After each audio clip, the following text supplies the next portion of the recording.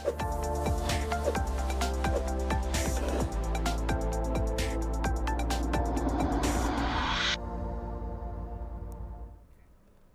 And welcome. मैं हूं प्रियंका संभव। आप देख रहे हैं मेरी सिर्फ मेरा सवाल, और जिसमें हम आपके म्यूचुअल फंड पोर्टफोलियो को तो इवैल्यूएट करवाते हैं अपने एक्सपर्ट्स के जरिए, लेकिन साथ ही में अलग अलग इन्वेस्टमेंट स्ट्रैटेजीज पर हम बात करते हैं। और एक बहुत बड़ा बदलाव जो आ रहा है उसके बारे में समझना और आपको बताना बहुत ज़रूरी है।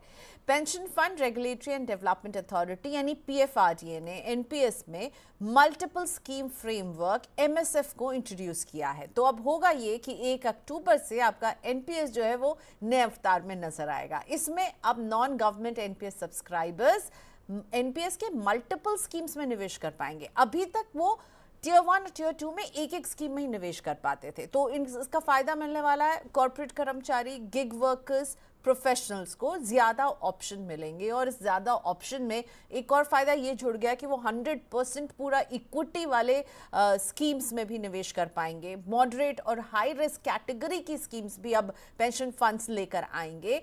तो बेसिकली एनपीएस के ज़रिए और ज़्यादा इन्वेस्टर्स को अट्रैक्ट करने के लिए इसको और फ्लेक्सिबल बनाया जा रहा है। इसमें इन्वेस्टमेंट के ज़्यादा ऑप्शन दिए जा रहे हैं और आपको कहा जा रहा है कि भाई आप गोल प्लानिंग कीजिए, केवल रिटायरमेंट के लिहाज से ही एनपीएस के एक स्कीम में नहीं, बल्कि इससे ज़्यादा आप एनपीएस में निवेश कीजिए। यानी म्यूचुअल फंड को पूरी तरह से, मुझे जो समझ में आ रहा है, टक्कर देने की तैयारी में है। तो चलिए आज हम यही समझने वाले हैं कि ये एमएसएफ जो है मल्टीपल स्कीम फ्रेमवर्क, ये कैसे काम करेगा, किसको फ़ायदा होगा और इसमें अब क्या चेंजेस लागू होने वाले हैं। इन सब पर बात करने के लिए मेरे साथ जुड़ चुके हैं अल्फा कैपिटल के partner doctor Mukesh Jindal. Hello Mukesh ji, स्वागत है आपका मनी 9 में। Welcome once again. आज हम बहुत ही important topic NPS versus mutual fund लेकर आए हैं, जिसमें आपका फाइनल कंक्लूजन मैटर करने वाला है। Welcome. Thank you Priyanka, thank you show में बुलाने के लिए। ओके, सो मुकेश जी से अगर आप अपने सवाल पूछना चाहते हैं, चाहे आपके पोर्टफोलियो से जुड़े हुए हों या फिर एनपीएस के नए अवतार के बारे में आप और कुछ डिटेल जानना चाहते हैं, क्योंकि सर ने बहुत अच्छे से रिसर्च करके मुझे भी थोड़ा समझाया है और समझाएंगे अभी, तो अपने क्वेश्चन से भेजिए 9311121874। ये है हमारा व्हाट्सएप नंबर।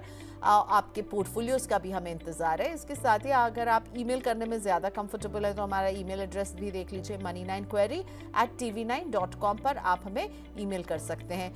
साथ ही में आप हमें यूट्यूब पर अगर लाइव देख रहे हैं तो लाइव क्वेश्चंस आप यहीं कमेंट बॉक्स में पूछ सकते हैं। और आगे बढ़े उससे पहले मनी 9 प्राइम के बारे में मैं आपको एक रिमाइंडर दे देती हूँ कि मनी 9 प्राइम की मेंबरशिप ज्वाइन करने के लिए आपके पास 3 ऑप्शन है, इकोनॉमी, स्टैंडर्ड, वीआईपी। इसके जरिए मनी 9 प्राइम फैमिली का हिस्सा बनिए। हमारे स्पेशल शोज में आप पार्टिसिपेट कर पाएंगे और साथ ही में हम इसमें जो अपने कॉन्क्लेव और समिट्स करते हैं उसका भी हिस्सा आप बन पाएंगे। तो चलिए शुरुआत करते हैं सवाल जवाब का। और सबसे पहले मुकेश सर जरा समझाइए, ये जो है मल्टीपल स्कीम फ्रेमवर्क, अभी तक केवल एनपीएस टियर 1 और एनपीएस टियर 2 में एक ऑप्शन में आप इन्वेस्ट कर पाते थे, पर अब आपको मल्टीपल स्कीम्स चुनने का ऑप्शन मिलने वाला है 1 अक्टूबर से। इसको आप कैसे देख रहे हैं, इस कदम को? पीएफआरडीए का क्या रैशनल है इसे लाने के पीछे? देखिए प्रियंका, जो एनपीएस है वो गवर्नमेंट के लिए बहुत इंपॉर्टेंट स्कीम है। गवर्नमेंट चाह रही है कि एनपीएस पॉपुलर बने। अभी एनपीएस में जो एयूम है 15 लाख करोड़ का है और पीएफआरडीए का टारगेट है कि इसको हम 45 लाख करोड़ करें अगले 5 साल में। और प्रियंका, एक इंपॉर्टेंट बात यह भी है कि इंडिया जो है एक इमर्जिंग कंट्री है, हमारी $4 ट्रिलियन की इकोनॉमी है और हमारा गोल है कि अगले 20 साल में हम एक विकसित देश बन जाए। अब जब विकसित देश बनता है तो उसकी रिक्वायरमेंट अलग होती है। रिक्वायरमेंट ये होती है कि जो जितने भी इंडिया में लोग हैं उनकी रिटायरमेंट बढ़िया से हो, उनके पास सोशल सिक्योरिटी हो। एक रिसर्च के हिसाब से 80% लोग शायद रिटायर ना कर सके क्योंकि उन्होंने रिटायरमेंट प्लानिंग नहीं की है, उनके पास रिटायरमेंट कॉर्पस नहीं है। तो गवर्नमेंट ये जो चेंज कर रही है एनपीएस में, मेरे ख्याल से बहुत अच्छे चेंजेस हैं और ये चेंजेस कंटिन्यूस चलेंगे आने वाले टाइम में, क्योंकि गवर्नमेंट चाह रही है ये एनपीएस बड़ा बने। अब अगर इस समय मैं चेंजेस की बात करूं जो इन्होंने प्रपोजल रखा है, जो 1 अक्टूबर से लागू हो रहा है, देखिए करंट फ्रेमवर्क में क्या होता है, आप एनपीएस का अकाउंट खोलते हो, उसमें आप एक ही स्कीम सेलेक्ट कर सकते हो। एक ही स्कीम मतलब होता है ये, आप एसेट एलोकेशन डिसाइड करते हो, आप उसमें एग्रेसिव प्रोफाइल रखोगे, मॉडरेट रखोगे, या आप इक्विटी डेट का मिक्स अपने आप डिसाइड कर सकते हो। तो आप जो एलोकेशन करते हो वो एक ही गोल के लिए प्लानिंग करते हो, पूरा एक ही पोर्टफोलियो का एक ही एलोकेशन होता है। अब जो ये प्रपोज कर रहे हैं इसमें एनपीएस में आप एक से ज्यादा स्कीम खोल सकते हैं, दो तीन चार खोल सकते हैं, और अपने अपने अलग अलग गोल की प्लानिंग कर सकते हैं। आप प्लानिंग कर सकते हैं ये वाला कॉर्पस मेरा रिटायरमेंट के लिए है, ये बच्चों की एजुकेशन के लिए दूसरी स्कीम है, तीसरी वाली वेडिंग के लिए है। एक में आप बहुत ज्यादा रिस्क ले सकते हैं, एक में आप कम रिस्क ले सकते हैं, तो प्लानिंग कर सकते हैं। तो फ्लेक्सिबिलिटी दी जा रही है। तो एक इसमें ये बहुत बड़ा चेंज है जो प्रियंका गवर्नमेंट प्रपोज कर रही है। लेकिन मुकेश सर, अभी जो एनपीएस में हम जब इन्वेस्टमेंट करते हैं तो आपके लिए बहुत लंबा लॉक इन पीरियड होगा, ठीक है। आप गवर्नमेंट एम्प्लॉय हैं, नॉन गवर्नमेंट एम्प्लॉय, ये एमएसएफ का ऑप्शन तो अभी केवल नॉन गवर्नमेंट एम्प्लॉयज़ को मिल रहा है। तो आप 60 इयर्स के होंगे तो आप जो है 60% पैसा निकाल पाएंगे टैक्स फ्री, और फिर 40% से आपको एन्युटी खरीदना है। तो जब मल्टीपल स्कीम चुनेंगे तो अभी भी उसके ऊपर अभी यही रूल लागू है, राइट, कि आप 60 इयर्स पर ही विड्रॉ कर पाएंगे। तो अगर मैं अपने बच्चे की शादी, या मैं अपने बच्चे की एजुकेशन, या मैं कुछ और प्लान करूंगी, तो मुझे तो इंतजार करना होगा जब मैं 60 साल की होंगी तभी पैसा विड्रॉ कर पाऊंगी, राइट। प्रियंका बिल्कुल आपने बहुत इंपॉर्टेंट बात बोली कि गवर्नमेंट आपको फ्लेक्सिबिलिटी दे रही है, बट इवेंचुअली जो पैसा निकल सकता है वो 60 साल के बाद ही निकल सकता है। तो उन्होंने इसमें थोड़े चेंजेस और ऐड करने की बात करी है। अब जो पीएफआरडीए बोल रहा है वो ये बोल रहा है कि आप 15 साल बाद निकाल सकते हैं। आप या तो 60 साल में निकालिए या मिनिमम 15 साल बाद भी आप निकाल सकते हैं। और टैक्स बेनिफिट वही लागू होंगे कि 60% पैसा आप टैक्स फ्री निकाल सकते हैं और 40% एन्युटी निकाल सकते हैं। अभी ऑफ कोर्स इसमें प्रॉब्लम ये होती है जब 15 साल के लिए है तो आप उसमें ज्यादा प्लानिंग नहीं कर पाते हो, क्योंकि आप उसमें नहीं चाहोगे 15 साल के पोर्टफोलियो में कंजर्वेटिव इन्वेस्टमेंट्स करें या मॉडरेट करें। तो वो थोड़ा सा गोल के लिए मेरे को लगता है 15 साल ज्यादा है। इनको आने वाले टाइम में जो मिनिमम टाइम होराइजन है लॉक इन का, वो शायद कम करना चाहिए। इनको 5 साल या 10 साल का लॉक इन पीरियड करना चाहिए। ओके सर, लंबा लॉक इन पीरियड जो है वो एक अभी भी इसके साथ बना हुआ है, और जो लोगों को इसकी तरफ जो है ले जाने से रोकता है। और इसको अगर पॉपुलराइज करना है तो मुझे लगता है लंबे लॉक इन पीरियड को एक बार सरकार को ज़रूर जो है रिविजिट करना होगा।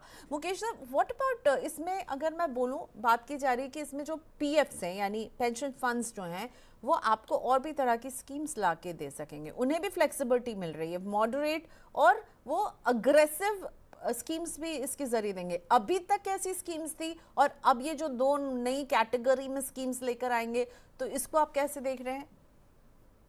देखिए प्रियंका, ये बहुत बड़ा लिमिटेशन था। अभी करंट एनपीएस में होता क्या था कि mandate of course large mid में करने का होता था, पर ज्यादा से ज्यादा पैसा जो डिप्लॉयमेंट होता था वो निफ्टी में होता था। निफ्टी नेक्स्ट 50 में भी थोड़ा बहुत एलोकेशन है, बट मेजॉरिटी पैसा निफ्टी, जो कि लार्ज कैप है, टॉप 50 स्टॉक्स आते हैं। अब कई इन्वेस्टर ये बोल रहे थे भाई मेरा पैसा लॉन्ग टर्म है, मैं चाहता हूं मेरा एलोकेशन मिड में हो, स्मॉल में हो, गोल्ड एंड सिल्वर में हो, या एक्टिव में हो। तो वो ऑप्शन इसमें नहीं आ रहा था, बहुत ही ज्यादा रिस्ट्रिक्टिव थी। तो जो नए चेंजेस हैं इसमें ऑप्शंस दिए जाएंगे, जहां पे और फ्लेक्सिबिलिटी दी जाएगी। जो फंड मैनेजर्स हैं, पेंशन मैनेजर्स हैं, वो इन्वेस्टर को ऑप्शन देंगे आप मिड कर लीजिए, स्मॉल कर लीजिए, एक्टिव कर लीजिए, गोल्ड सिल्वर कर लीजिए। ये बहुत बड़ा मेरे ख्याल से एक अट्रैक्शन होगा, जिससे कि इन्वेस्टर्स अपनी प्लानिंग बेटर कर सकते हैं, रिटर्न ऑप्टिमाइज कर सकता है, और रिस्क भी रिड्यूस कर सकता है। और प्रियंका एक और मैं आपको इसमें बात हाईलाइट करना चाहूंगा। देखिए करंट फ्रेमवर्क में आपका जो मैक्सिमम इक्विटी आप एलोकेशन कर पा रहे थे 75% ही कर पा रहे थे। अब कोई इन्वेस्टर बोल सकता है यार 15 साल का पैसा है, 20 साल का पैसा है, मैं 75% इक्विटी क्यों कर रहा हूं, 100% क्यों नहीं। तो जो नए चेंजेस हैं उसके हिसाब से आप 100% इक्विटी भी कर सकते हो, जिससे इवेंचुअली इन्वेस्टर को फायदा होगा, रिटर्न बढ़ेगा। तो मेरे को लगता है ये जो स्कीम फ्लेक्सिबिलिटी बहुत अच्छी है। ओके, सो स्कीम की फ्लेक्सिबिलिटी दी जा रही है, इक्विटी में आपको ज़्यादा इन्वेस्टमेंट करने का ऑप्शन दिया जा रहा है, लेकिन लंबे लॉक इन पीरियड से अभी छुटकारा आपको इसमें नहीं मिला है। एक्सपेंस रेशियो, ये जो है इसका ज़्यादा दिख रहा है, जो मुझे समझ में आ रहा है, जो मैंने पढ़ा है मुकेश सर, थोड़ा सा वो बताइए। और अगर मैं कहूँ म्यूचुअल फंड में मैं इन्वेस्ट करती हूँ अपने गोल प्लानिंग के लिए, और अब एनपीएस भी मुझको वो ऑप्शन देने वाला है, तो इन दोनों में आप किसके साथ जाएंगे? तो पहले expense ratio and mutual fund versus NPS की लड़ाई में आपके नज़र में गोल प्लानिंग के लिए कौन सा होगा बेस्ट तरीका? देखिए प्रियंका, आपने बहुत इंपॉर्टेंट चीजें हाईलाइट करके आप ला रहे हो जो शायद इन्वेस्टर्स के लिए इंपॉर्टेंट है, क्योंकि इन्वेस्टर्स तो ये जानना चाहता है कि उसके लिए क्या एक्शन है, वो क्या करे। तो एक आपने एक्सपेंस रेशियो का बताया। अभी तक क्या था, एनपीएस को बहुत ही लो कॉस्ट स्ट्रक्चर गवर्नमेंट ने बनाया था, क्योंकि उसमें एक्सपेंस रेशियो 0.09% था, बहुत ही ज्यादा कम था। इससे लो कॉस्ट और कोई प्रोडक्ट्स थे नहीं। तो काफी जो एसेट मैनेजमेंट कंपनी है उन्होंने बोला हम कमाते नहीं है, खर्चे हैं। तो जो नए स्ट्रक्चर है इसमें एक्सपेंस रेशियो बढ़ा के 0.3% कर दिया जाएगा, जो मेरे को लगता है बहुत ज्यादा महंगा है। शायद पीएफआरडीए ये सोच रही है कि एक्सपेंस रेशियो बढ़ेंगे तो फंड मैनेजर थोड़ी कस्टमाइज स्कीम्स लाएंगे, एग्रेसिव स्कीम्स लाएंगे, इसलिए दे रही हैं। बट मेरे को लगता है बहुत ज्यादा है 0.3%, क्योंकि देखिए एयूएम इनके पास बड़ा है। आज 15 लाख करोड़, आने वाले टाइम में 45 लाख करोड़ या 100 लाख करोड़ भी हो जाएंगे। तो एक्सपेंस रेशियो मेरे ख्याल से काफी नेगेटिव, और गवर्नमेंट को इसको कम करना चाहिए। दूसरा, आपने इंपॉर्टेंट सवाल पूछा कि एनपीएस और जो म्यूचुअल फंड के बीच में कौन सा बेटर है। देखिए मेरे को लगता है नए चेंजेस के बाद एनपीएस काफी अट्रैक्टिव बन जाता है, बट इसमें एक जो प्रॉब्लम आती है वो आती है कि 15 साल बाद जब आप पैसा निकालोगे, उसके बाद आपको एन्युइटी खरीदनी पड़ेगी। व्यूअर्स को मैं समझा दूं, एन्युइटी लाइक एक पेंशन प्लान होता है जो इंश्योरेंस स्कीम देती है, और आपको मंथली पेंशन आती है। पर एन्युइटी प्लान में प्रॉब्लम क्या है, क्योंकि अंडरलाइन बॉन्ड्स वगैरह होते हैं, रिटर्न सिर्फ 5-6% आते हैं। तो 15 साल बाद आपने पैसा निकाल लिया, बट 40% पैसा आपका फिर भी ब्लॉक हो जाता है 5-6% रिटर्न में। एक वो बड़ा नेगेटिव है। बट एनपीएस में दो बहुत एडवांटेज है। जो 60% पैसा आप निकालोगे वो टैक्स फ्री आएगा। देखिए इक्विटी फंड में या शेयर्स में जब आप करते हो आपको 12.5% लॉन्ग टर्म कैपिटल गेन देना पड़ता है, यहां पे टैक्स फ्री मिलता है।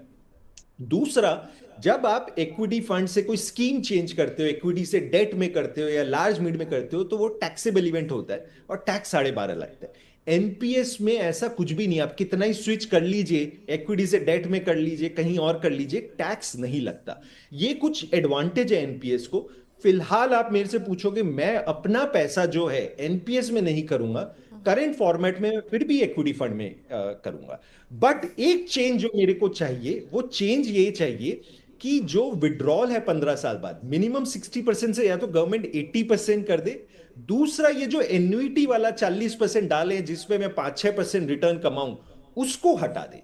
तो अगर ये दो चेंजेस कर दे एनपीएस, तो मैं फिर को प्रेफर करूंगा कि मेरा पैसा एनपीएस में जाए। Okay, so well said. आपने बहुत अच्छे से सम अप कर दिया, एक का साइड नहीं लिया, लेकिन ये ज़रूर बता दिया कि मैं कब किसे चुनूंगा।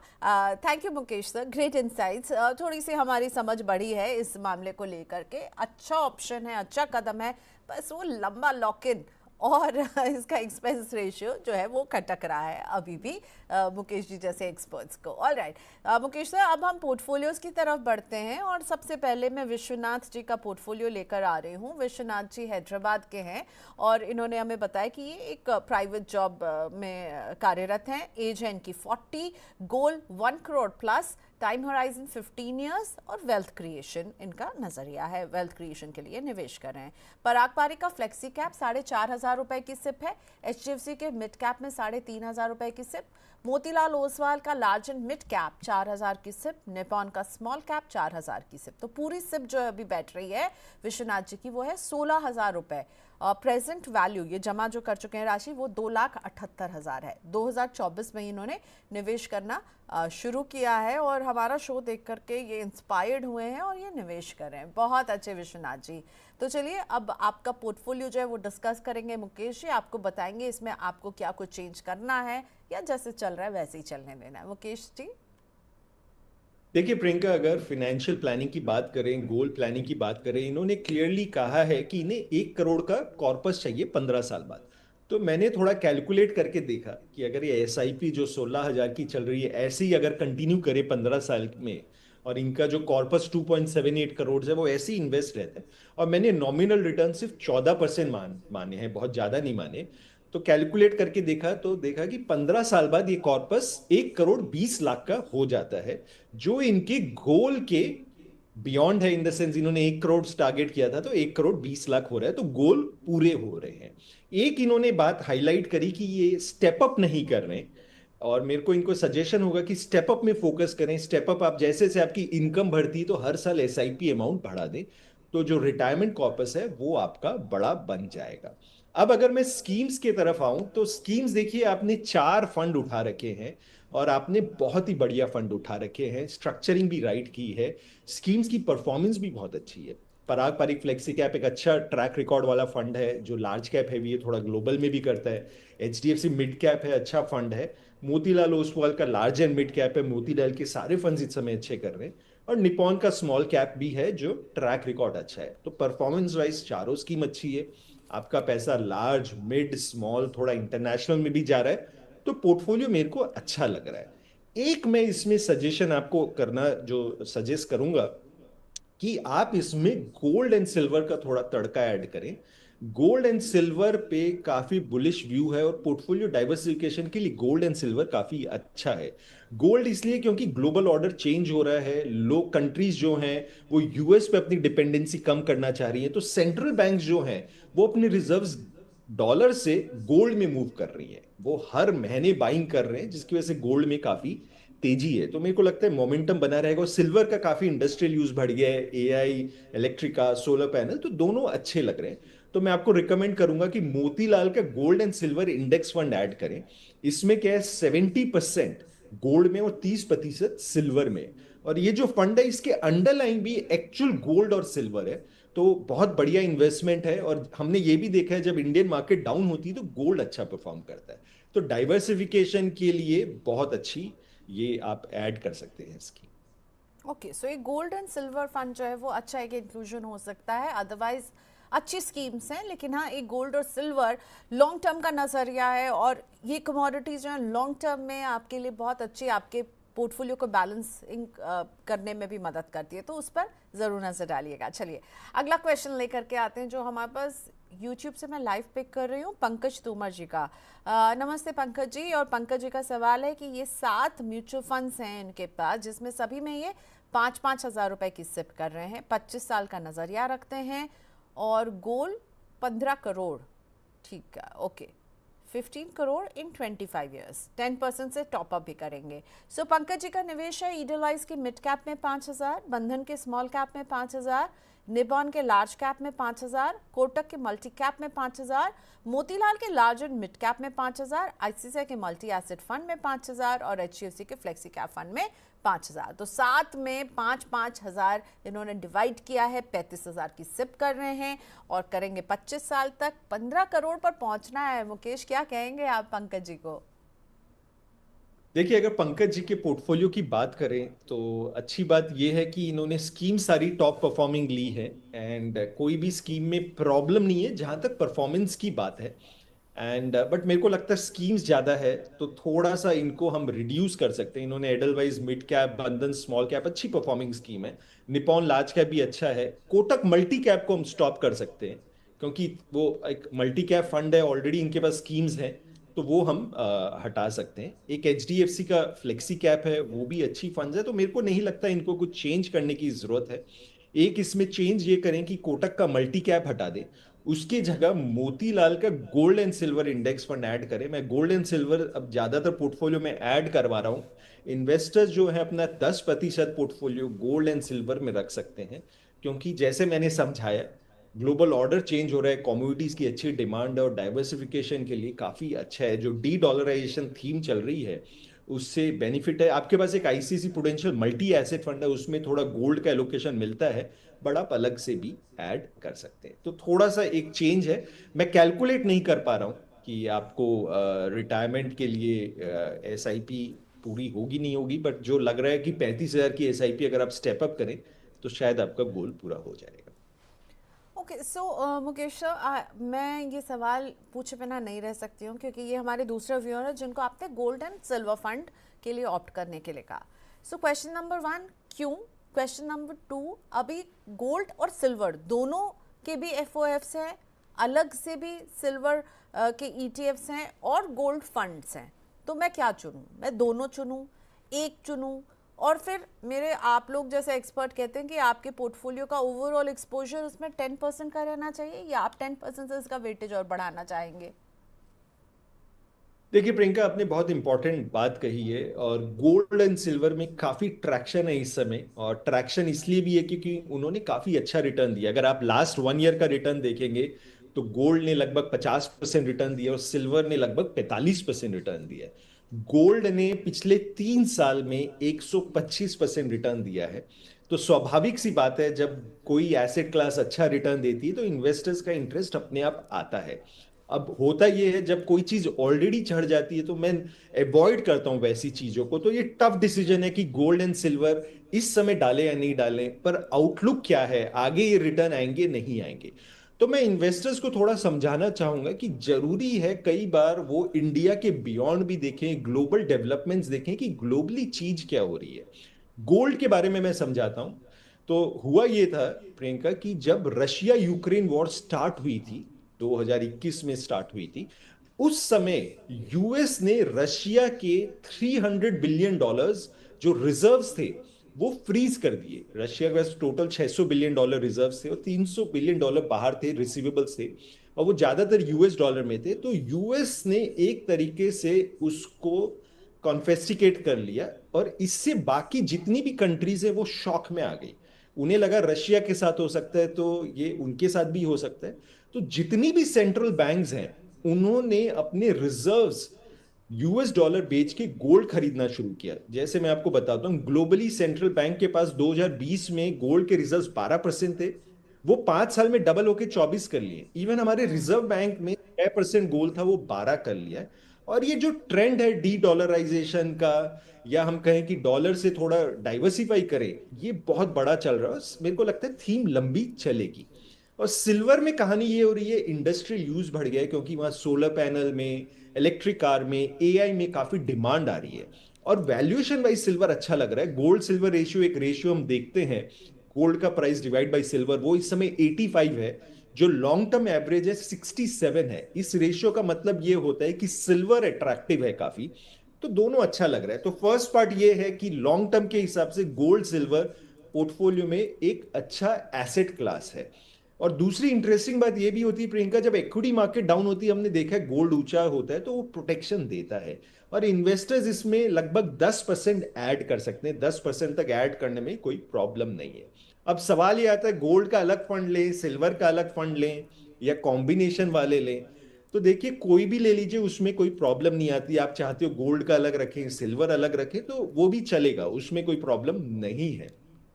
बट होता यह है कि हम नहीं चाहते इन्वेस्टर ज्यादा स्कीम ऐड करे, तो कॉम्बिनेशन वाले स्कीम हम रिकमेंड करते रहते हैं। जैसे मोतीलाल के gold and silver index fund में 70% गोल्ड है, 30% सिल्वर है। एक एडलवाइस का एक और है गोल्ड एंड सिल्वर, जिसमें 50% गोल्ड और 50% सिल्वर है। मुझे मोतीलाल ज्यादा अच्छा लगता है क्योंकि गोल्ड में मैं ज्यादा बुलिश हूं, उसका नेगेटिव कोरिलेशन भी है स्टॉक मार्केट के थ्रू। तो इन्वेस्टर्स चाहें तो एक कॉम्बिनेशन वाला कर लें, या चाहें तो गोल्ड सिल्वर आप सेपरेटली भी कर सकते हो। तो ये है प्रियंका कहानी ओके, इसकी। लेकिन ओवरऑल पोर्टफोलियो में 10% ही रखेंगे ना इक्विटी के? इक्विटी मतलब इक्विटी, डेट एंड गोल्ड अगर किसी को रखना है तो फिर आप कैसे इसे डिवाइड करेंगे मुकेश जी? देखिए, मैं रिकमेंड ये करूंगा कि जो पोर्टफोलियो है, टोटल पोर्टफोलियो में आप 10% से ज्यादा ना करें एक एग्रेसिव ओके, इन्वेस्टर के लिए। अब मैं कंजर्वेटिव वाले को नहीं बोलूंगा आप 10% कर लो। अगर आपका 75, एग्रेसिव वाला 70, 75, 80, 90% इक्विटी कर रहा है, तो उसमें 10% आप एलोकेट करें। अगर आप मॉडरेट है, कंजर्वेटिव है, तो उसी हिसाब से कम कर लीजिए, 5 कर लीजिए, 2-3% कर लीजिए। थोड़ा सा डाइवर्सिफिंग मीनिंगफुल हो जाता है। जो हम एक जगह डाइवर्सिफाइंग स्कीम, डाइवर्सिफिकेशन के लिए स्कीम्स ऐड करते रहते हैं, सिमिलर टाइप होती है, ये थोड़ा सा अलग इसकी चाल होती है, तो काफी वैल्यू ऐड करते हैं पोर्टफोलियो में। ओके, चलिए, सो गोल्ड एंड सिल्वर पे हमने बात समझ लिया। और अगला सवाल जो मैं ले रही हूँ, उनके भी पोर्टफोलियो में मुझे गोल्ड और सिल्वर नजर आ रहा है। In fact one of the schemes जो आप अभी जिक्र कर रहे थे, सुब्रत साहू जी, हैप्पी नवरात्रि टू यू। उन्होंने सबसे पहले मुझे नवरात्रि विश किया है। आपको भी हैप्पी नवरात्रि सुब्रत जी, और आपका पोर्टफोलियो लेकर आते हैं। मुझे तो अच्छा दिख रहा है पोर्टफोलियो, पर मुकेश सर असली टेस्ट के आंसर देने वाले हैं। तो मुझे डाइवर्सिफिकेशन के लिहाज से अच्छा दिख रहा है। और अभी जैसे मुकेश से समझा रहे थे, गोल्ड और सिल्वर भी नजर आ रहा है। पर चलिए, बंधन का स्मॉल कैप 5000 की सिप कर रहे हैं सुब्रतो, मोतीलाल के मिड कैप में भी 5000 की सिप कर रहे हैं, मोतीलाल के लार्ज एंड मिड कैप में 5000 की सिप है, फिर है कोटक का मल्टी कैप, और इसलिए मुझे लग रहा है कि बहुत अच्छे से डाइवर्सिफिकेशन है, और पराग पारिक का फ्लेक्सी कैप, और है ईडलवाइज का गोल्ड एंड सिल्वर फंड। तो 30,000 की सिप कर रहे हैं, सभी में 5-5 हज़ार रुपए इन्होंने जो है वो मंथली सिप कर रहे हैं। 12 साल का नजरिया सुब्रतो रखते हैं, और रिटायरमेंट की प्लानिंग है इस पोर्टफोलियो के जरिए। 1 करोड़ तक एक्यूमुलेट करना चाहते हैं। क्या कहेंगे सर? देखिए प्रियंका, अगर सुब्रतो जी का पोर्टफोलियो देखें हम, सबसे पहले तो उनको नवरात्रि की शुभकामनाएं। एंड पोर्टफोलियो बहुत बढ़िया लग रहा है, स्कीम्स बढ़िया, अच्छी बात है इन्होंने गोल्ड एंड सिल्वर ऐड किया, जो आजकल काफी चला भी हुआ है, अच्छा डाइवर्सिफिकेशन मिलेगा। एक मेरे को इसमें थोड़ा सा ओवरलैप दिखता है, एक इनके पास मोतीलाल का मिड कैप फंड है, दूसरा इनके पास मोतीलाल का large and mid cap fund है। जनरली मैं रिकमेंड करता हूं जब आप एक्टिव फंड्स कोई पिक कर रहे हैं तो एक ही फंड हाउस से दो स्कीम ना लें, क्योंकि हमने देखा है एक फंड हाउस की सेम थीम होती है और वो सिमिलर टाइप ऑफ स्टॉक्स, या जैसे वैल्यू स्टॉक्स में डाल रहे हैं, ग्रोथ में डाल रहे हैं, क्वालिटी में डाल रहे हैं, और जब वो अंडर परफॉर्म कर रहे हैं तो सारे अंडर परफॉर्म कर रहे होते हैं, और जब चल रहे होते हैं तो सारे चल रहे होते हैं। तो मेरे को लगता है अगर by chance Motilal under perform करेगा, जो पास्ट में भी हुआ है, इनकी साइकिल्स होती हैं, तो दो दो स्कीम अंडर परफॉर्म करना अच्छी बात नहीं है। Motilal large and mid cap में मैं रिकमेंड करूंगा कि इसको एसआईपी स्टॉप कर दें, और बाकी पैसा जो है 5 स्कीम में डाइवर्सिफाई करने, बहुत ज्यादा स्कीम्स की जरूरत इनको है नहीं, क्योंकि इन्होंने अलग से स्मॉल मिड भी ले लिया है, पराग पारिक भी ले लिया है, गोल्ड एंड सिल्वर भी ले लिया है, कोटक का मल्टी कैप भी ले लिया है, तो 5 स्कीम से इनका अच्छा खासा डाइवर्सिफिकेशन हो जाता है। ओके, ऑलराइट, चलिए अमित जी का क्वेश्चन लेते हैं। और अमित जी के क्वेश्चन में जो चीज़ सबसे ज़्यादा मैं हाईलाइट करना चाहूँगी वो है इनकी age. He is just 20 year old. So nice Amit ji. बहुत अच्छा लगता है जब यंग इन्वेस्टर्स जुड़ रहे हैं, यानी वो समझ रहे हैं पावर ऑफ कंपाउंडिंग, समझ रहे हैं कि इन्वेस्टमेंट करना कितना ज़रूरी है। और आप ऑलरेडी 4.5 लाख रुपए जो है वो जमा भी कर चुके हैं। मंथली सिप जो है 35,000 रुपए की पर मंथ कर रहे हैं, बहुत अच्छे।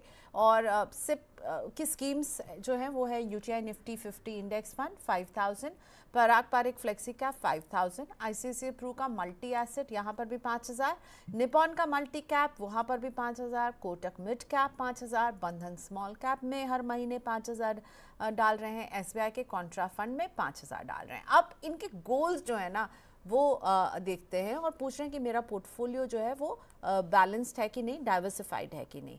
तो ये चाहते हैं कि इन्हें इन्फ्लेशन एडजस्टेड 20 लाख रुपए 7 साल के बाद ये जमा कर सकें, और गोल है इनकी शादी का, ठीक है। और इसके बाद 7 साल के बाद शादी, फिर 25 साल के बाद 2 करोड़ इन्फ्लेशन एडजस्टेड, जो कि मिड टर्म जो भी फाइनेंशियल गोल्स हो सकते हैं, बच्चों की पढ़ाई हो सकती है उसके लिए।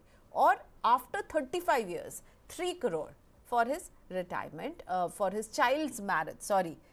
और रिटायरमेंट का गोल जो है वो 40 साल बाद 10 करोड़ का है। सो अमित जी ने हर गोल के बारे में सोचा हुआ है कि अभी इमीडिएट गोल क्या होगा, मिड टर्म क्या होगा, थोड़ा सा और मिड टर्म क्या होगा, और फिर रिटायरमेंट।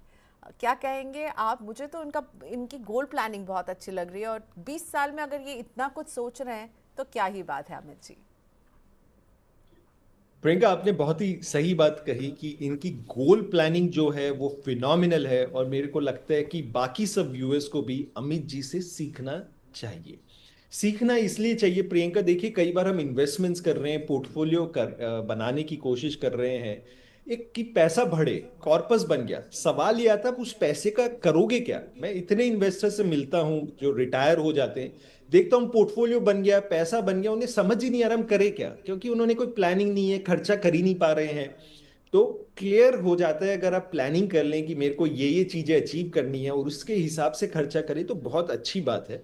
अब अगर अमित की बात करें, देखिए अमित सिर्फ 20 साल के हैं, मेरे को लगता है कॉलेज गोइंग स्टूडेंट है, और कॉलेज गोइंग स्टूडेंट ने 4.5 लाख रुपए इकट्ठे कर लिए हैं, एसआईपी अच्छी खासी कर रहे हैं, और प्लानिंग की है इन्होंने कि मेरे को जो है मेरी शादी का खर्चा, बच्चे की शादी का खर्चा, education, retirement, which is fantastic. तो hats off to Amit ji.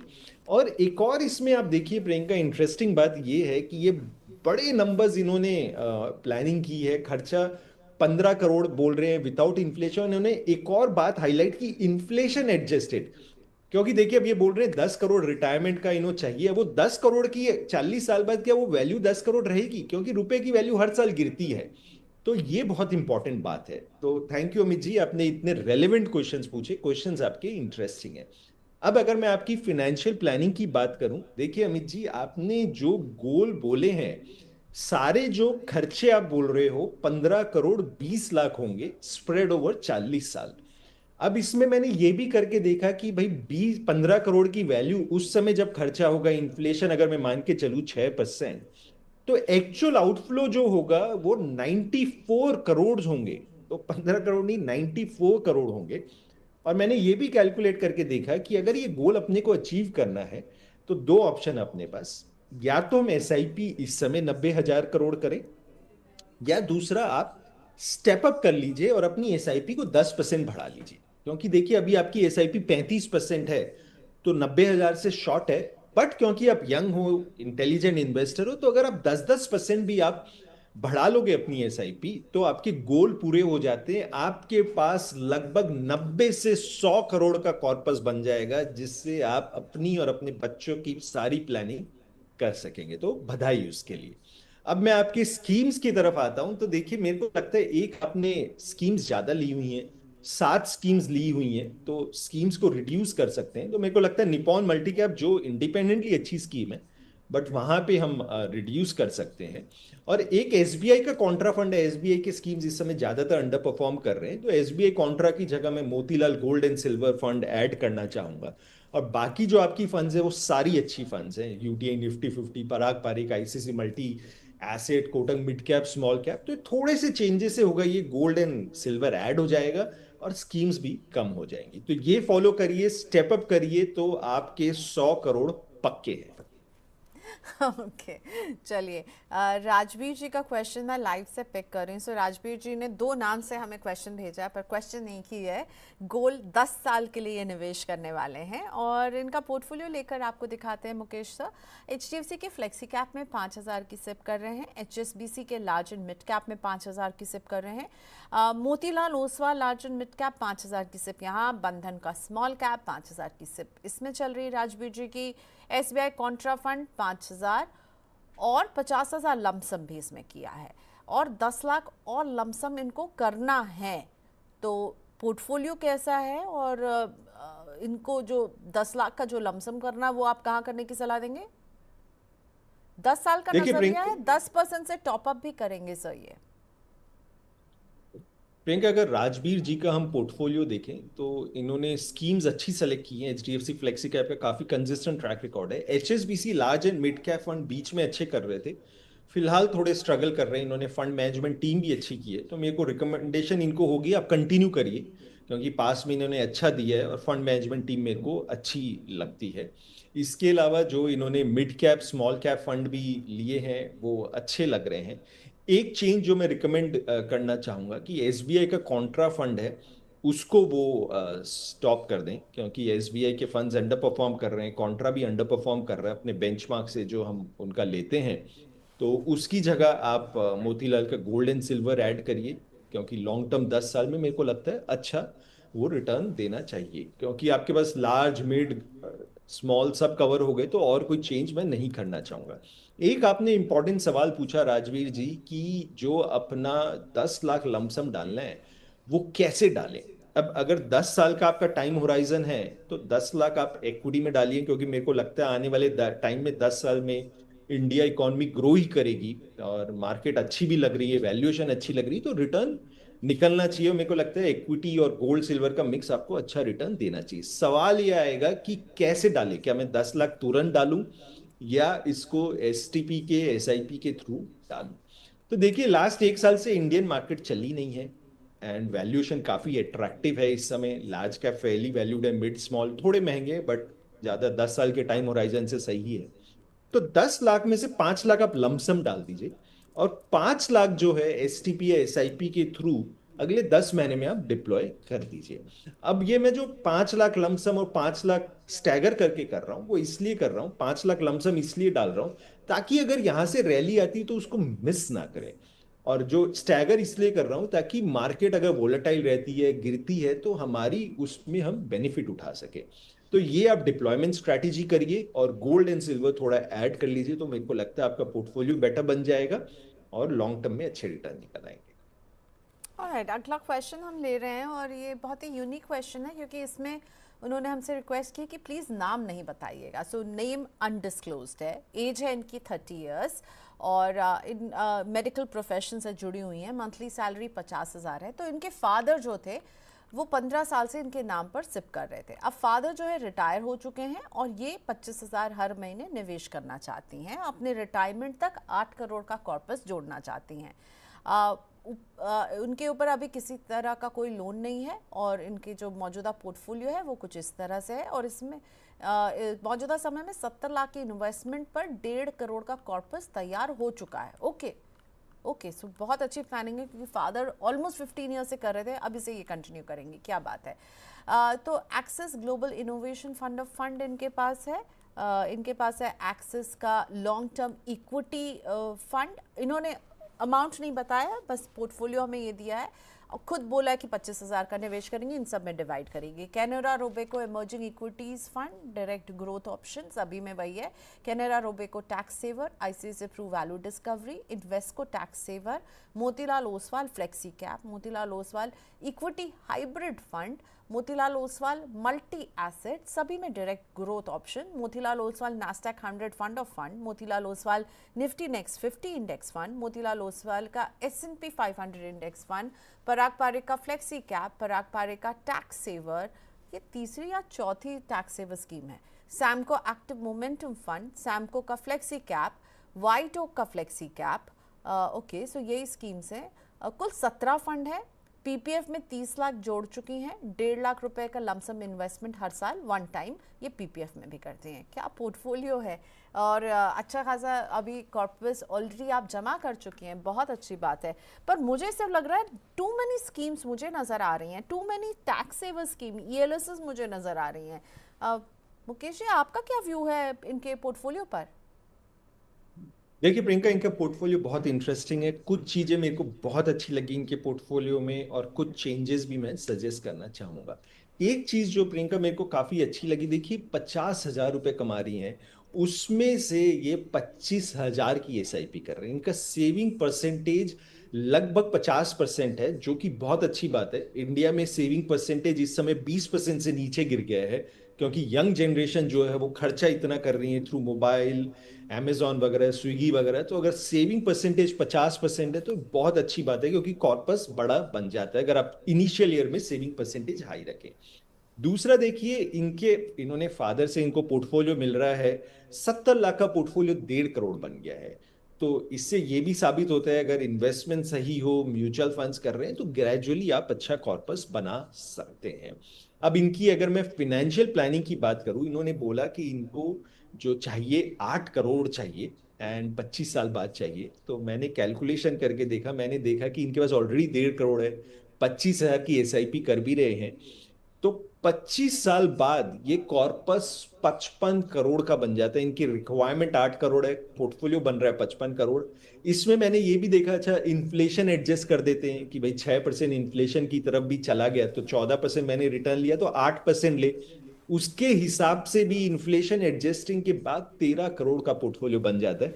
तो पहली बात तो इनका यही होगा कि ये अपना गोल बड़ा करें और खर्चा करने की सोचें, क्योंकि पोर्टफोलियो इनका बहुत बड़ा बन जाता है। और इसका बहुत बड़ा कारण प्रियंका है क्योंकि सेविंग परसेंटेज हाई है। बाकी व्यूअर्स को भी मैं ये बोलना चाहूंगा कि आप जितनी फोकस स्कीम्स में, इन्वेस्टमेंट में कर रहे हो, कई बार आप अमाउंट कम डाल रहे हो, तो अपना सेविंग परसेंटेज बढ़ाइए और शुरू के 20 साल करियर में ये सेविंग परसेंटेज आप बढ़ा लेते हैं तो कॉर्पस एक अच्छा बन जाता है, जो आप लॉन्ग टर्म के लिए डालते हो तो कंपाउंड हो सकता है।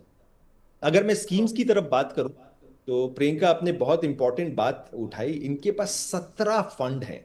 17 फंड, क्योंकि इनके शायद फादर कर रहे थे, और काफी टैक्स सेवर फंड है। और ये क्योंकि अब जो न्यू टैक्स रेजिम में 80C का बेनिफिट नहीं है, तो ज्यादातर ये कैरी नहीं होंगी।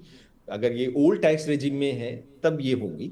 तो इनमें मैं काफी चेंज करना चाहूंगा, नंबर ऑफ स्कीम्स रिड्यूस करना चाहूंगा। तो जो स्कीम्स मैं स्टॉप करना चाहूंगा, लगभग मैं 13 स्कीम्स स्टॉप करना चाहूंगा। Canara Robeco emerging equities, Canara Robeco tax saver, Samco flexi cap, white oak flexi cap, Axis long term equity fund, Invesco tax saver, Samco active momentum, Motilal का फ्लेक्सी कैप, मोतीलाल का इक्विटी हाइब्रिड, मोतीलाल का नैस्डैक और S&P 500 उन्होंने पैसा लेना बंद कर दिया है, पराग पारिक टैक्स सेवर, मोतीलाल का निफ्टी नेक्स्ट 50, ये सारे बंद करना चाहूंगा। जो मैं कंटिन्यू करना चाहूंगा, एक एक्सिस का ग्लोबल इनोवेशन फंड, क्योंकि उससे आपको बाहर की कंपनीज में, टेक कंपनीज में एक्सपोजर मिलता है। आईसीसी वैल्यू डिस्कवरी फंड, जो कि एक लार्ज कैप है भी है, अच्छा परफॉर्मेंस है। मोतीलाल का मल्टी एसेट फंड, जहां पे आपको debt, gold and silver, REITs और इक्विटी सब आ जाता है। पराग पारिक फ्लेक्सी कैप एक इनका अच्छा फंड है। इनके पोर्टफोलियो में स्मॉल कैप फंड नहीं है, तो मैं बंधन का स्मॉल कैप फंड ऐड करना चाहूंगा, और एक मोतीलाल का गोल्ड एंड सिल्वर फंड। तो इसके बाद होगा क्या कि इनके पास 6 फंड हो जाएंगे। फंड कम कर रहा हूं और स्मॉल कैप ऐड कर रहा हूँ, गोल्ड एंड सिल्वर ऐड कर रहा हूँ। इनके पास बाहर का भी पोर्टफोलियो और इंडिया के large cap, mid cap, small cap भी है। तो ये थोड़े से चेंजेस हैं प्रियंका। एंड थोड़ा सा इनको क्लीनिंग करनी पड़ेगी, माइनस पे फोकस करना पड़ेगा रादर देन एडिशन। एंड तो उससे इनका गोल और अच्छा हो। Mukesh, I don't think so, थोड़े से चेंजेस हैं। आपने 17 से 13 माइनस कर दिया, ठीक है। 4 स्कीम्स रखी जो एग्जिस्टिंग है, 2 ऐड की है, जिसमें एक स्मॉल कैप और गोल्ड एंड सिल्वर, बंधन का स्मॉल कैप, मोतीलाल का gold and silver. So I don't think ये थोड़ा है बहुत है, पर इसकी ज़रूरत है, बहुत क्लटर हो रहा है, इसीलिए ये चेंज कर रहे हैं। और you are on right track, आपके फादर ने उसको इन्वेस्टमेंट किया, आप इसे बढ़ा रही हैं, क्या बात है, सो नाइस। आई थिंक आपको अपने पापा को थैंक यू कहना चाहिए, ठीक है। आई थिंक ग्रेट थॉट उनका, और देखिए कितने शानदार आप कॉर्पस को बना रही होंगी। पर हाँ, मुकेश जी की बात भी सुन लीजिएगा, बिल्कुल सही है, इतनी स्कीम्स की आपको ज़रूरत थी क्या, इसको आप क्या कैसे करेंगे, तो please have a look at that. चलिए अब हम बढ़ते हैं नेक्स्ट क्वेश्चन की तरफ। और नरेंद्र हमारे साथ फोन लाइन पर जुड़ चुके हैं जबलपुर से। नमस्ते नरेंद्र जी, क्या करते हैं आप? नमस्ते जी। कैसे हैं आप नरेंद्र जी? मैं बहुत अच्छा हूँ मैडम। क्या करते हैं आप नरेंद्र जी? मैं बिजनेस करता हूँ मैडम। ठीक है, तो मैं आपकी सिप्स देख रही थी, आप कब से निवेश कर रहे हैं इसमें? ये 2 साल हो गया मैडम मेरे को। 2 साल हो रहा है। 45,000 रुपए की सिप है, तो शुरुआत ही 45,000 से की थी या इन 2 साल में आपने राशि को बढ़ाया है? नहीं, शुरू में तो मैंने 3-4 फंड जोड़े थे लास्ट ईयर, 5-5 हजार रुपए के। बीच में अभी मैंने जैसे ये अपना ICICI प्रूडेंशियल भारत वाला जोड़ा इस साल, और टाटा डिजिटल इंडिया जोड़ा 5,000 रुपए का इस साल।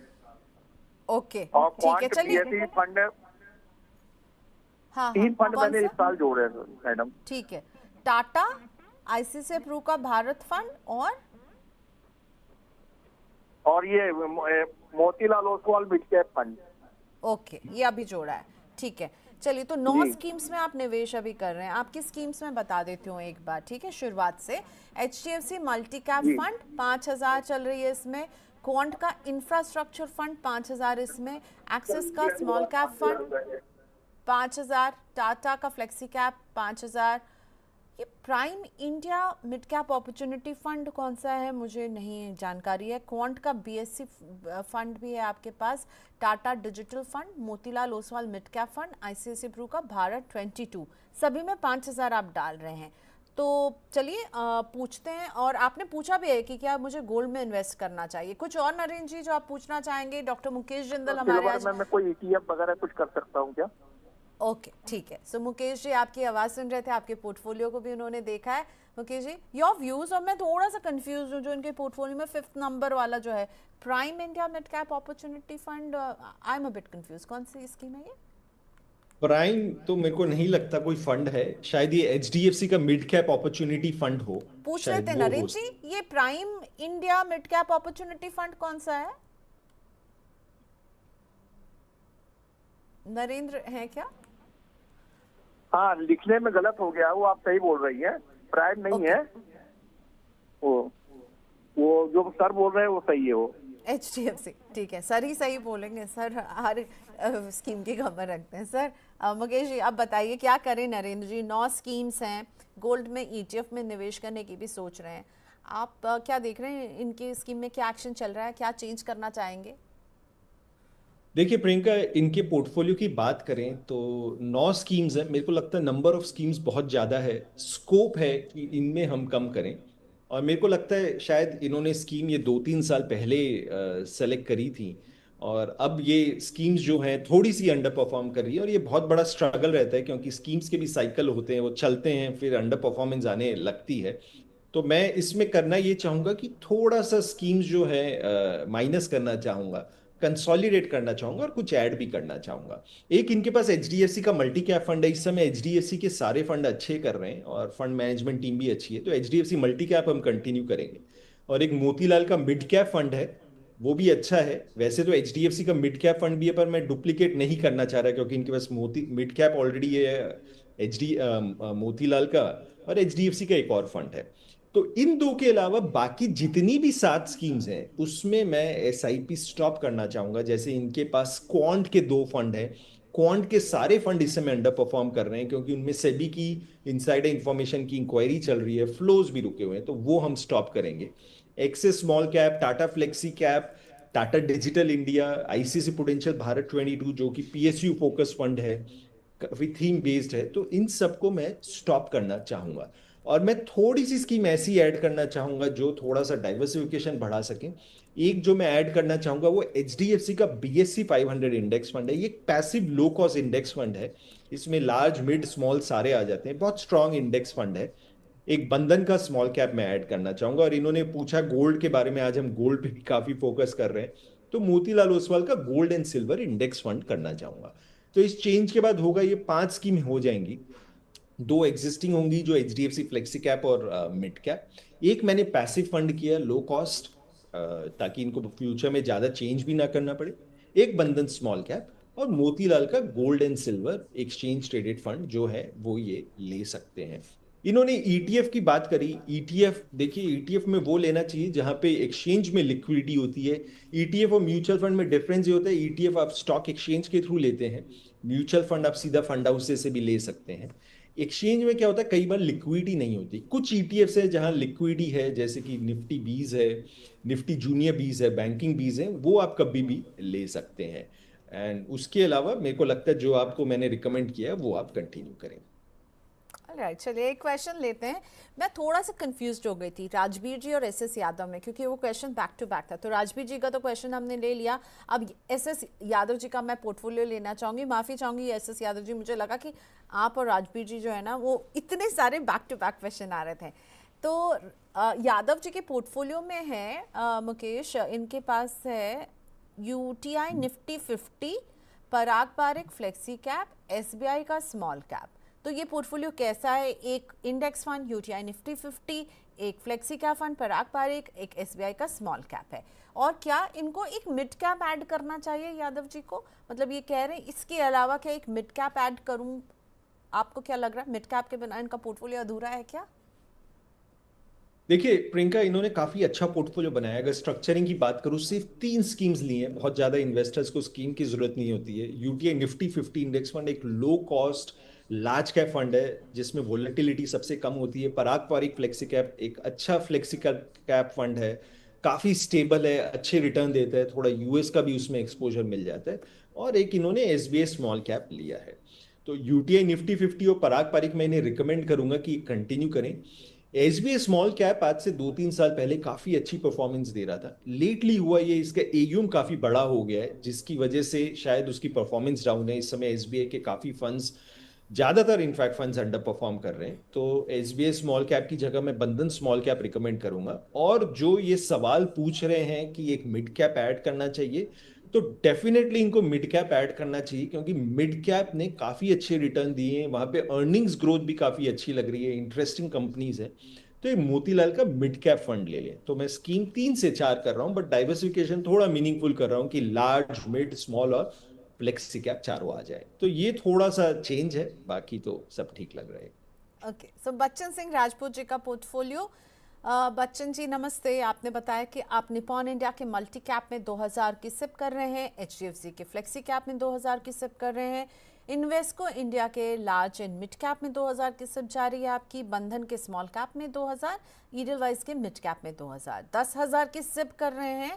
25 साल लॉन्ग टर्म का नजरिया है, 10% से स्टेप अप करेंगे, लेकिन 25 साल में 2 करोड़ जोड़ने का इरादा है। तो 10,000 की सिप अभी, जो कि 10% से स्टेप अप होती रहेगी, तो क्या 25 साल में 2 करोड़ अचीवेबल लग रहा है आपको मुकेश? देखिए प्रियंका, अगर बच्चन जी का पोर्टफोलियो की हम बात करें तो इन्होंने काफी इंटरेस्टिंग पोर्टफोलियो बनाया है। पांचों की पांचों स्कीम्स अच्छी हैं।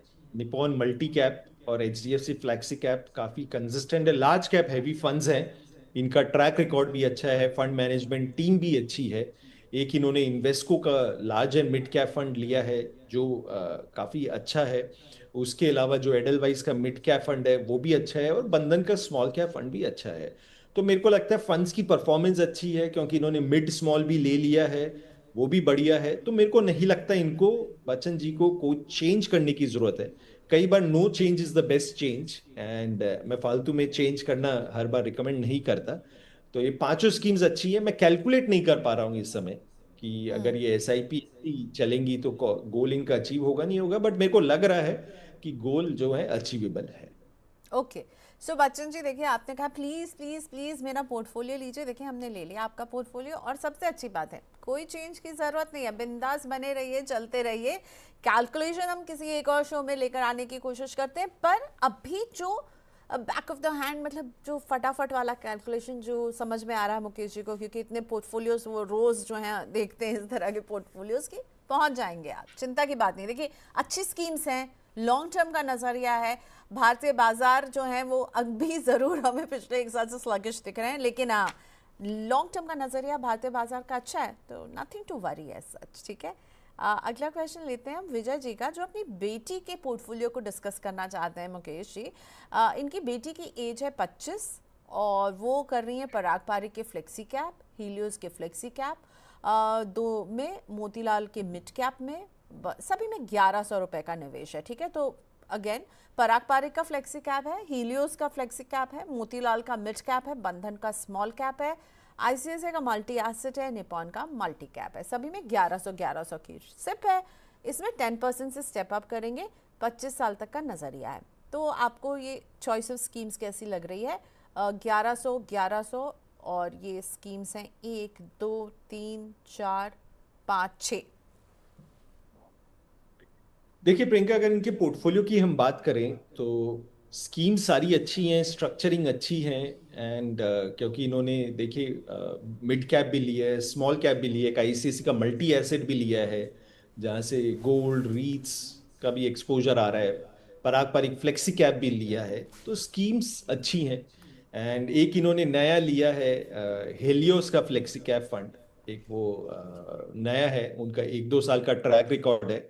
उनकी फंड मैनेजमेंट टीम ओके है, एंड पहले ये बाहर थे, सिंगापुर की कंपनी थी, एंड परफॉर्मेंस वहाँ पीएमएस चलाते थे, एंड उस फंड में कोई प्रॉब्लम नहीं है। बट मेरे को लगता है 6 स्कीम्स ज्यादा है, तो हम रिड्यूस कर सकते हैं नंबर ऑफ स्कीम्स। तो मेरे को लगता है हेलियोस फ्लेक्सी कैप ये फिलहाल बंद कर सकते हैं, क्योंकि इनका स्कीम 5 से हो जाएगा काम।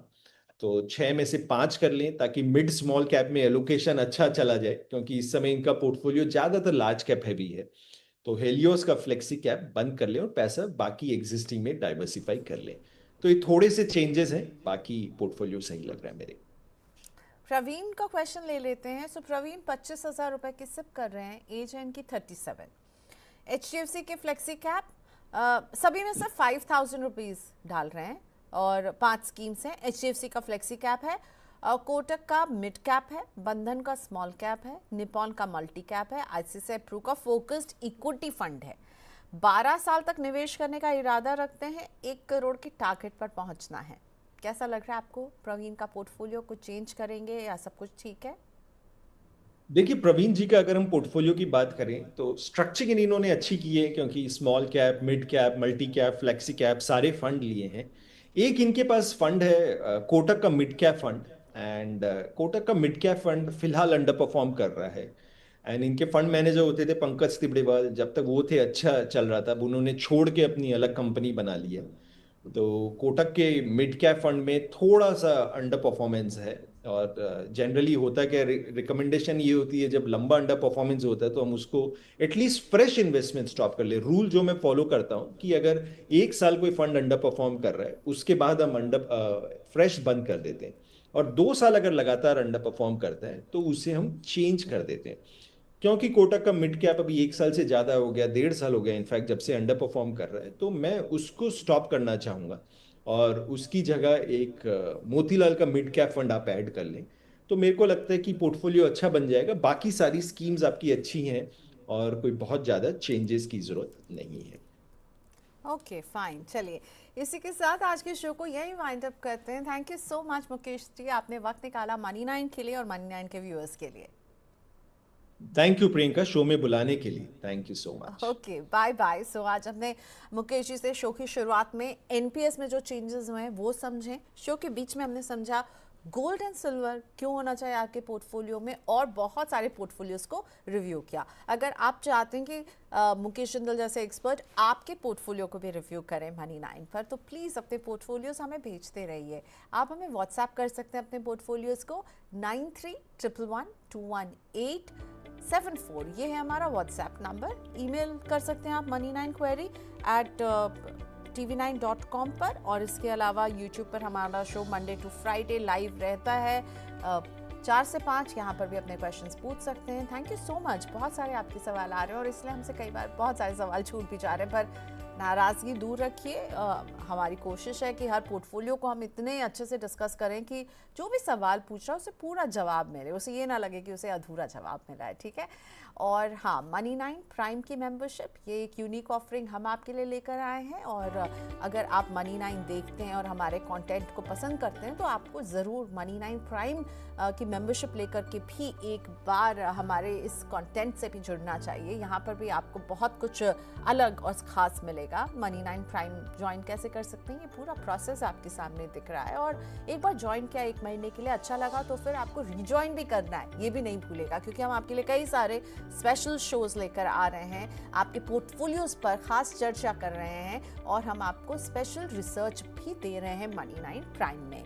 तो जुड़े रहिए मनी9 के साथ, मनी9 प्राइम के साथ। और इस वीकेंड में मैं लेकर आई हूँ एक खास बातचीत एक और मार्केट के दिग्गज के साथ, जो बता रहे हैं कि अभी मार्केट में क्या चल रहा है। क्यों चिंता इसलिए हो रही है, जीएसटी जैसी बड़ी खबर भी आ गई तब भी हम मार्केट में दबाव देख रहे हैं। क्या H1B वीज़ा जो है वो जीएसटी की खबर पर हावी पड़ गई है?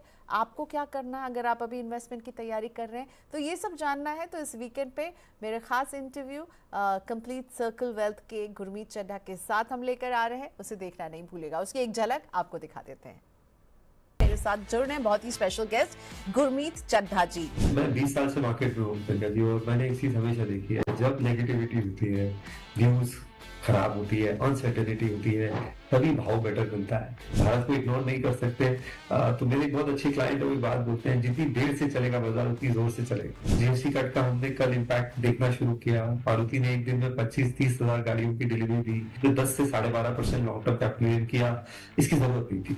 डिफेंस एक बहुत बड़ा सेक्टर बढ़ के उभर के आएगा, और मैं उसे डिफेंस टेक बोलता हूँ। SIP बुक आज आप 28,000 करोड़ देख रही है, अगली दिवाली में मुझे लगता है 35-40 हजार करोड़ होगी। 4 फंड रखिए, एक इंडेक्स, एक फ्लेक्सी मल्टी, एक मिड, एक स्मॉल। आई थिंक आपके लिए बहुत है।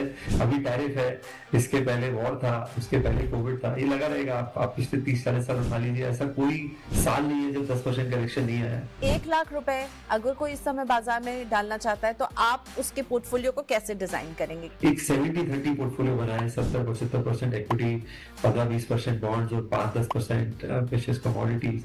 आई थिंक आप बहुत अच्छा डबल डिजिट रिटर्न निकाल सकते हैं कम रिस्क के साथ। हम अगले 4-5 साल में $4-5 ट्रिलियन मार्केट कैप ऐड करेंगे।